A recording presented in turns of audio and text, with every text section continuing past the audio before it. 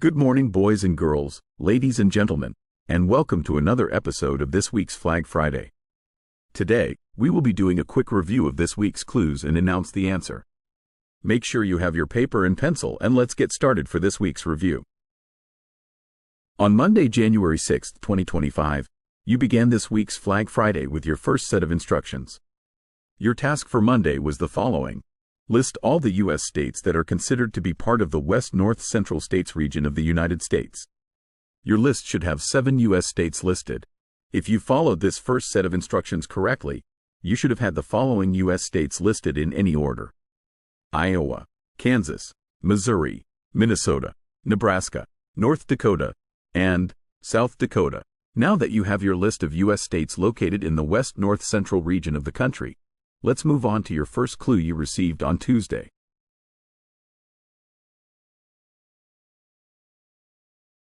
On Tuesday, January 7, 2025, you received your first official clue for this week. Your first official clue was the following. Eliminate the U.S. state from your list that has a connection to a person named Dixie Cornell Gebhardt. If you paid attention to this first clue you received, your answer was the U.S. state of Iowa. Dixie Cornell Gebhardt was the responsible for designing the flag for the state of Iowa. Now, let's take a look at Wednesday's clue.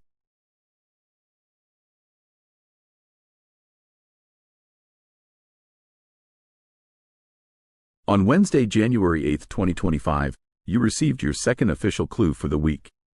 Wednesday's clue was the following. Eliminate the U.S. state that has the official nickname, the Sunflower State. If you paid close attention to this clue, your answer was the U.S. state of Kansas. Kansas is known as the Sunflower State. Now, let's move on to your last clue of the week on Thursday. On Thursday, January 9, 2025, you received your last clue of the week. Your last clue for this week was the following statement. I wasn't aware until recently that my birthday is the same day this U.S. state adopted their flag in November. If you paid close attention to this clue and did your research correctly, you should have came up with this U.S. state. I'll give you a few moments to decide. Congratulations! If you guessed the answer is the U.S. state of South Dakota, then you are correct. Give yourself a pat on the back or your friend for a job well done. Now, let's take a brief look at this wonder state. South Dakota is a landlocked state and is bordered by the following U.S. states: North Dakota, which is to the north; Minnesota, which is to the east; Iowa, which is to the southeast; Nebraska, which is to the south; Wyoming, which is to the west; and Montana, which is to the northwest. The nickname for the state of South Dakota is the Mount Rushmore State, which is the official nickname. South Dakota was admitted to the Union on November 2, 1889 as the 40th state. The capital of South Dakota is Pierre, and the largest city is Sioux Falls. The current flag for South Dakota was adopted on November 9, 1992. The first designed flag for Iowa was designed by Ida McNeil in 1909. Now, let's take a look at this week's extra credit clues.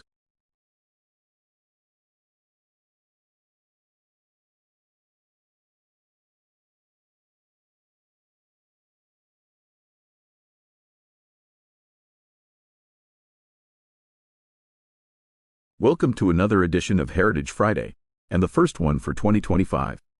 Today, you will receive one extra credit clue, and it will be about our world history. Here is your extra credit clue for today. On January 10, 1920, this international organization was born to promote international cooperation and world peace. Even though the organization doesn't exist anymore, the goals are the same with the United Nations today. What organization am I talking about? You have now received today's extra credit clue for Heritage Friday.